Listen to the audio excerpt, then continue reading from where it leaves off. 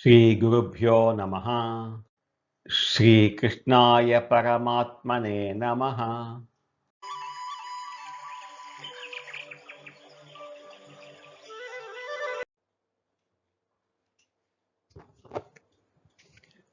భగవద్గీత శ్రద్ధాత్రయ విభాగ యోగంలో ఈరోజు మనం 10, 11 శ్లోకాలను తెలుసుకుందాము.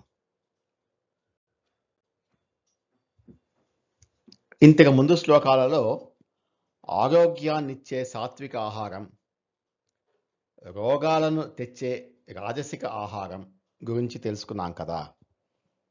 ఈ శ్లోకంలో అత్యంత ప్రమాదకరమైన మనిషి ఆలోచనా శక్తిని నాశనం చేసే తామసిక ఆహారం గురించి వివరిస్తున్నారు. నేటి ఆధునిక జీవన శైలిలో ఫ్రిడ్జ్లు, ప్రాసెస్డ్ ఫుడ్స్ వాడకంలో మనం చేస్తున్న అతి పెద్ద తప్పులను ఈ శ్లోకంలో స్వామి వివరించారు. శ్లోకం: యాతయామం గతరసం పూతిపర్యుషితం చ యత్ ఉచ్ఛిష్టమపి చామేధ్యం భోజనం తామసప్రియం. మనం తినే ఫుడ్ ఏ విధంగా ఒక స్లో పాయిజన్లా మారుతుందో చెప్తున్నారు. యాతయామం గతరసం, వండిన తర్వాత ఒక జాము అంటే 3 గంటలకు పైగా నిల్వ ఉన్న చల్లాగిన తాజాదనం లేని రుచి తగ్గిన లేదా మిగిలిపోయిన ఆహారాన్ని యాతయామం అంటారు. గతరసం అంటే రుచి పోతుంది, రసహీనమైనది. నేటి కాలంలో ఫ్రిడ్జ్లో పెట్టి వారం రోజుల తర్వాత మైక్రోవేవ్లో వేడి చేసుకొని తినే ఆహారం అంతా ఈ కోవలోకి వస్తుంది. ఇది శరీరానికి ఎలాంటి శక్తిని ఇవ్వదు. పూతి పర్యుషితం చ యత్, దుర్గంధము నిల్వ ఉన్నవి. పూతి అంటే చెడు వాసన వచ్చేది, ఫౌల్ స్మెల్లింగ్. పర్యుషితం అంటే రాత్రంతా లేదా రోజుల తరబడి నిల్వ ఉన్నది. కుళ్ళిపోయిన ఫంగస్ పట్టిన పదార్థాలు, రోజుల తరబడి నిల్వ ఉంచిన మాంసాహారం, బాగా పులిసిపోయిన పిండితో చేసినవన్నీ తామసిక ఆహారాలే. ఇవి శరీరంలో విషాన్ని అంటే టాక్సిన్స్ని నింపుతాయి. ఉచ్ఛిష్టమపి అంటే ఎంగిలి చేసినవి, లెఫ్ట్ ఓవర్స్. ఇతరులు తిని వదిలేసిన, ఎంగిలి చేసిన మిగిలిపోయిన పదార్థాలను తినటం ఇది ఆరోగ్యానికే మాత్రమే కాదు, మానసిక స్వచ్ఛతకు కూడా చాలా హానికరం. చామేధ్యం అపవిత్రమైనవి. అమేధ్యం అంటే పూజకు పనికి కాని, శాస్త్రం నిషేధించిన అపవిత్రమైన పదార్థాలు. శుభ్రత లేని ప్రదేశాలలో వండినవి, తినకూడని జంతువుల మాంసము, ప్రాసెస్డ్ కెమికల్ ఫుడ్స్, ఇవన్నీ అపవిత్రమైనవే. అజ్ఞానం, బద్ధకంతో నిండిన తామసిక మనుషులు ఇలాంటి చెత్త ఆహారాన్ని ఎంతో ఇష్టంగా తింటారు. భోజనం తామస ప్రియం, ఇటువంటి భోజనమును తామస లక్షణంలో కలవారికి ప్రియమైనవి. ఈ విషయాన్ని అర్థం చేసుకోవడానికి మన శరీరాన్ని ఒక దేవాలయంతో మనం పోల్చవచ్చు. మన దేహం భగవంతుడు నివసించే ఒక పవిత్రమైన గుడి లాంటిది. దేహో దేవాలయ ప్రోక్తో. ఒక శుభ్రమైన గుడిలోకి ఎవరైనా కుళ్ళిపోయిన చెత్తను, పాగేసిన ఎంగిలి ఆకులను, దుర్గంధం వచ్చే వస్తువులను తీసుకువెళ్తారా? తీసుకువెళ్ళగా కదా. అవన్నీ పారేయటానికి బయట చెత్తబుట్ట, డస్ట్బిన్ ఉంటుంది. కానీ మనం ఏం చేస్తున్నాం? రోజుల తరబడి నిల్వ ఉన్న కుళ్ళిన పదార్థాలను, ప్రాసెస్డ్ ఫుడ్స్, నిల్వ పచ్చళ్ళు, పాత మాంసము తెచ్చి పవిత్రంగా ఉండాల్సిన మన కడుపులో వేస్తున్నాం. అంటే మన కడుపును ఒక చెత్తబుట్టలాగా, ఒక డస్ట్‌బిన్ లాగా వాడుతున్నాం. చెత్తబుట్టలో దేవుడు ఎలా ఉంటాడు? రోగాలు, బాక్ బ్యాక్టీరియా మాత్రమే ఉంటాయి. ఈ తామసిక ఆహారం, నిల్వ ఉన్న ఫుడ్ వల్ల శరీరానికి రోగాలు రావడం మాత్రమే కాదు, మనిషి బుద్ధి కూడా మందగిస్తుంది.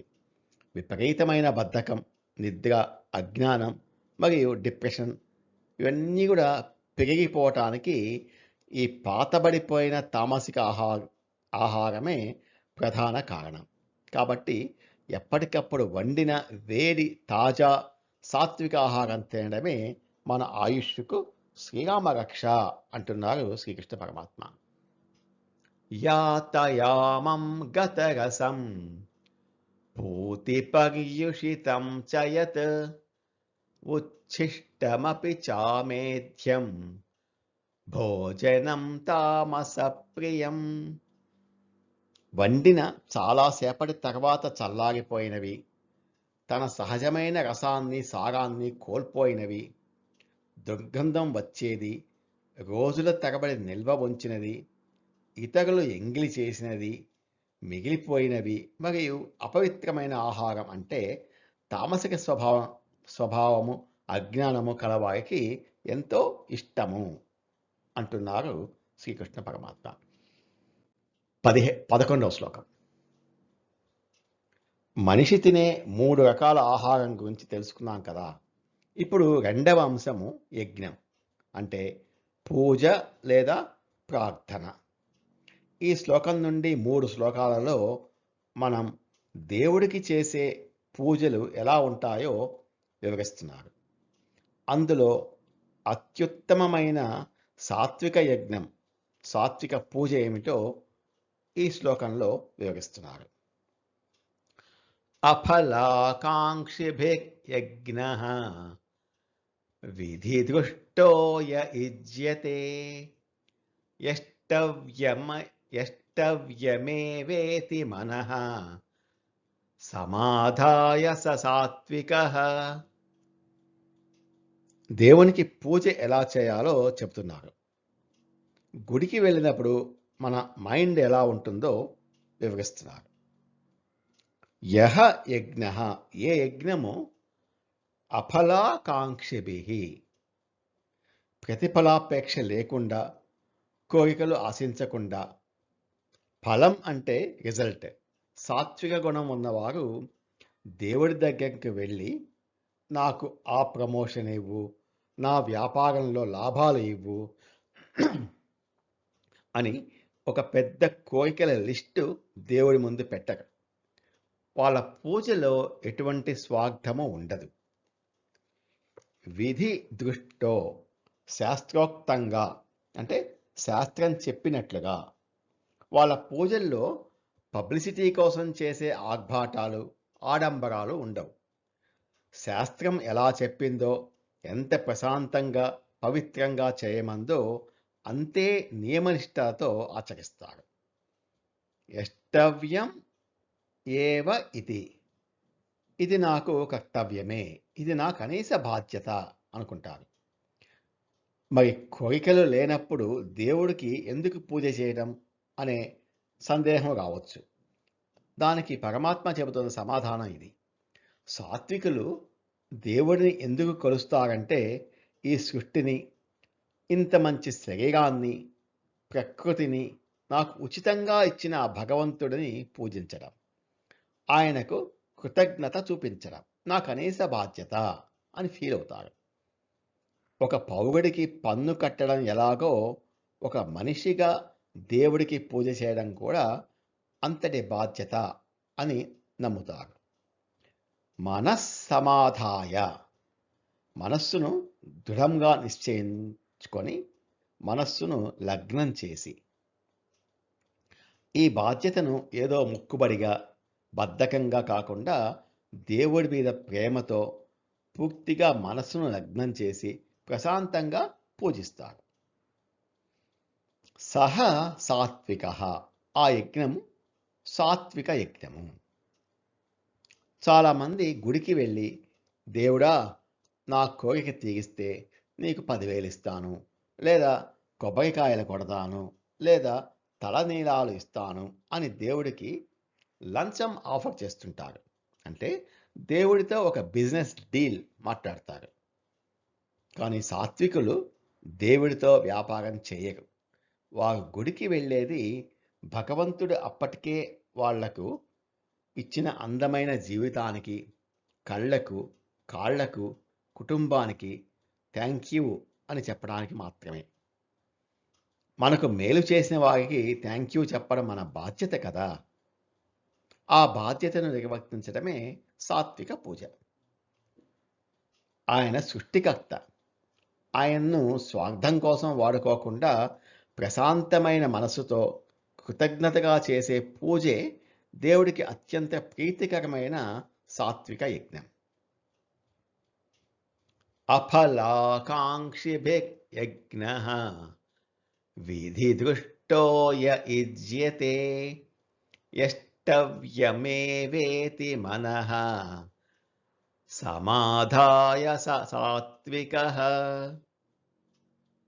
ఎలాంటి ప్రతిఫలాన్ని, కోరికలను ఆశించకుండా శాస్త్రంలో చెప్పబడిన విధి విధానాల ప్రకారం యజ్ఞము అంటే పూజ చేయడం నా కనీస బాధ్యత, కర్తవ్యం అని మనసులో స్థిరపరచుకొని చేసే యజ్ఞము సాత్విక యజ్ఞము అంటున్నారు శ్రీకృష్ణ పరమాత్మ. నమో భగవతే వాసుదేవాయ. ఏతత్ ఫలం శ్రీకృష్ణార్పణమస్తు. స్వస్తి.